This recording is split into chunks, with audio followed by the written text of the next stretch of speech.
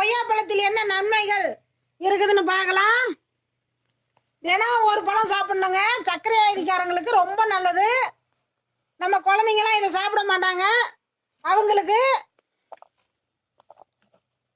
இப்படி பொடி பொடியா நறுக்கிக்கணுங்க.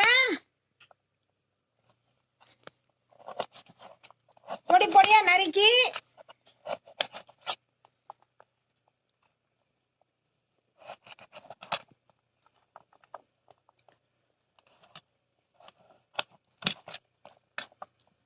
கொஞ்சம் லைட்டா உப்பு சேர்த்துக்கணுங்க.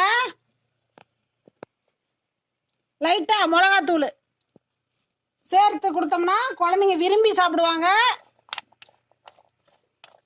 அதிகம் காரம் வேண்டாம், லைட்டா மட்டும் சேர்த்துக்குங்க. உப்பு சுவையே நல்லா இருக்கும்.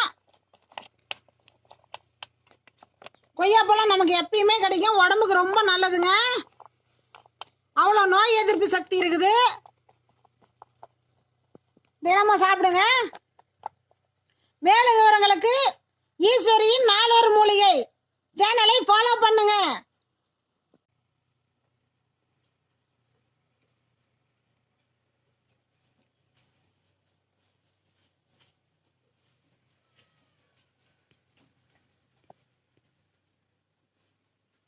இது நாட்டு பழங்க, அவ்வளோ சுவையா இருக்கும். சிகப்பு கலர்ல இருக்கும் பாருங்க. இது நம்ம சும்மாவே அவ்வளோ சாப்பிடலாம், சுவை அப்படி இருக்குங்க.